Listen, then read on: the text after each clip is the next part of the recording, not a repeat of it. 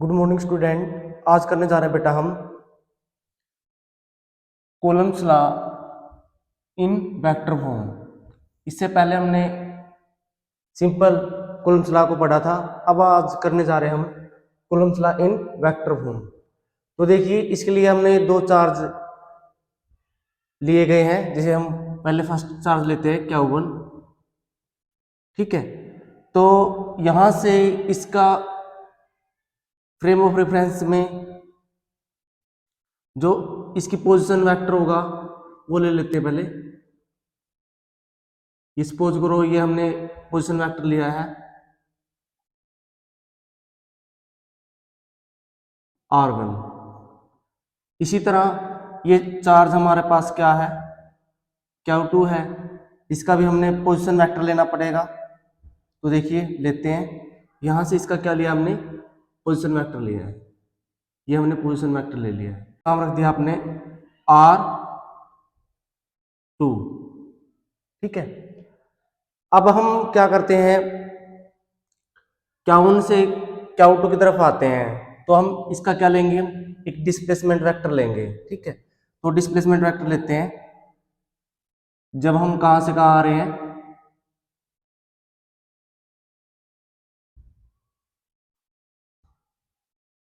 तो इसको लिख लेते हैं। ये क्या है हमारे पास, डिस्प्लेसमेंट वेक्टर है। कहां से कहां आ रहे हैं हम, 1 2, यानी Q1 से Q2 की तरफ आ रहे हैं।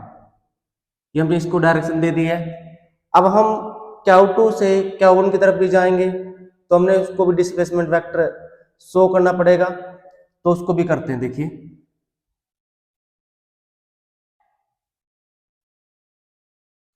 ये किसके लिए है, अब हम कहां जा रहे हैं,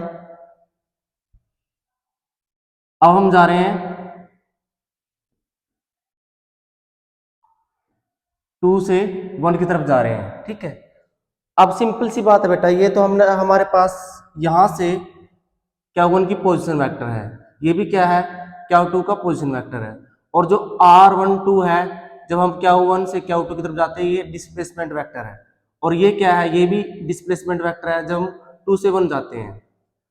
अब Q2 Q1 पे फोर्स लगाएगा, और किस डायरेक्शन में लगाएगा, कि दोनों क्या है बेटा, ये भी पॉजिटिव चार्ज है और ये भी पॉजिटिव चार्ज है। Q2 Q1 को किस डायरेक्शन में फोर्स लगाएगा, इस तरफ लगाएगा। तो हम फोर्स को शो कर सकते हैं ऐसे। वो फोर्स कौन सी होगी हमारे पास, आप इसको कैसे लिखेंगे, अब इस डायरेक्शन में देखिए, आप इस डायरेक्शन में आपने डिस्प्लेसमेंट वेक्टर कौन सा लिया है, R21 लिया ना, ठीक है। तो इसके अगेंस्ट ही लिखना आपने, यानी 1 2 फोर्स लगेगी। या इसको आप ऐसे पढ़ सकते हो, आप कैसे लिखोगे, भाई 1 पे फोर्स कौन लगा रहा है, 2 लगा रहा है, इस तरह लिख सकते हो आप, ठीक है। अब सिंपल सी बात, अब Q2 ने Q1 पे लगा दी फोर्स, अब Q1 Q2 पे लगाएगा, किस डायरेक्शन में लगाएगा, ये शो कर दिया आपने, ठीक है। और इस डायरेक्शन में आपका डिस्प्लेसमेंट वेक्टर क्या है, R12। तो फोर्स क्या होगी, इसको उल्टा लिखना पड़ेगा हमने, क्या लिखना पड़ेगा, या आप इसको लिख सकते हो 2 पे कौन लगा रहा है, 1। इसको उल्टा पढ़ना है हमने, ठीक है। कैसे पढ़ना है, कि क्या चार्ज में फोर्स कौन लगा रहा है, 1 लगा रहा है। ये सभी हो गए हमारे पास। अब हम दोनों फोर्स निकालेंगे। हमारे पास फोर्स है F12 और दूसरी फोर्स है हमारे पास F21, ठीक है। ये यहां से Q1 की ये पोजीशन वेक्टर है, ये भी पोजीशन वेक्टर है, और ये डिस्प्लेसमेंट है, और ये फोर्स है।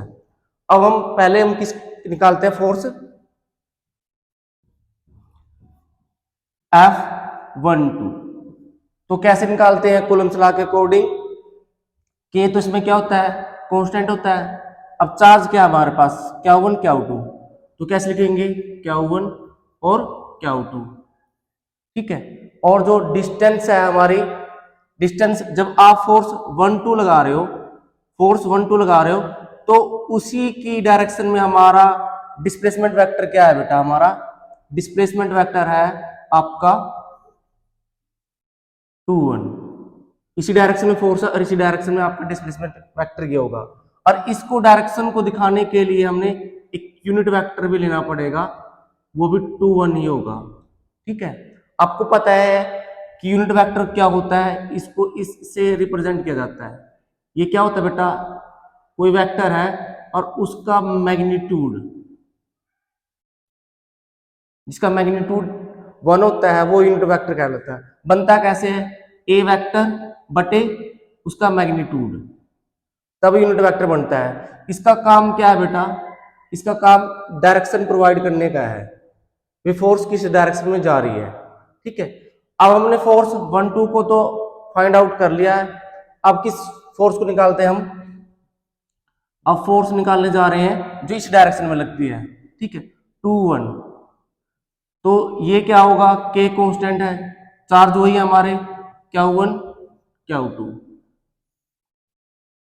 अब डिस्प्लेसमेंट वेक्टर कौन सा लेना पड़ेगा, इस डायरेक्शन में देखो F21 है और इस डायरेक्शन में कौन है हमारा डिस्प्लेसमेंट, यानी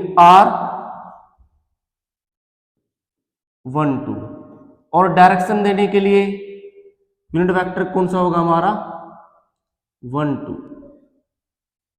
ठीक है, ये फोर्स आ चुकी है।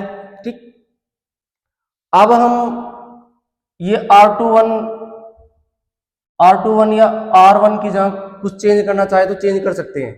जैसे इस यहां से चलते हैं हम, क्योंकि आपको पता ही है यहां से चले हम, ये पहले क्या है, पोजीशन वेक्टर है, ये डिस्प्लेसमेंट वेक्टर है, तो ये इसका क्या होगा, रिजल्टेंट होगा। हम ये सोचते हैं जैसे ये था, फिर ये आया और फिर ये, यानी इसका प्लस और इसका प्लस किसके इक्वल होगा, इसके। ठीक है, तो ये कौन सा हमारा, आप लिख सकते हैं इसको R1 है, और ये इस डायरेक्शन में कौन सा डिस्प्लेसमेंट वेक्टर है हमारा बेटा, हमारा है 1 2, और इस डायरेक्शन में क्या है, जिसका रिजल्टेंट है ये है। तो इसको कैसे लिखेंगे, इन दोनों का सम, यानी आप लिख सकते हो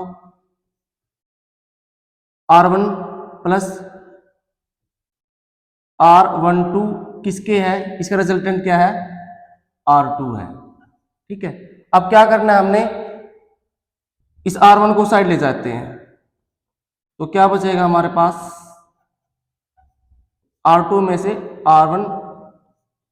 ठीक है, तो इस 1 2 की जगह हम ये यहां पर ये भी वैल्यू पुट कर सकते हैं।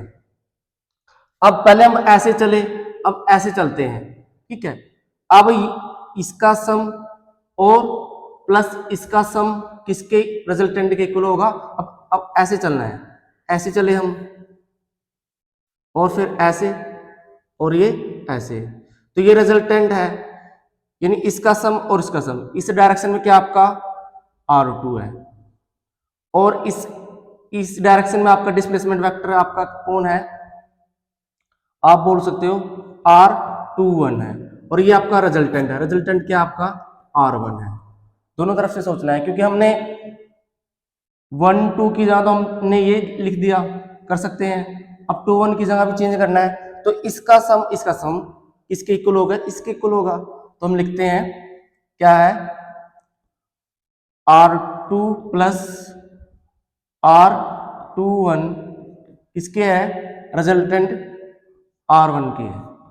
ठीक है, अब मुझे R21 की जगह चाहिए, तो मैं इसको वहां ले जाता हूं, तो हमारे पास क्या आएगा, R21 क्या आएगा हमारे पास, तो R1 माइनस R2। इस तरह से हम चेंज कर सकते हैं ये।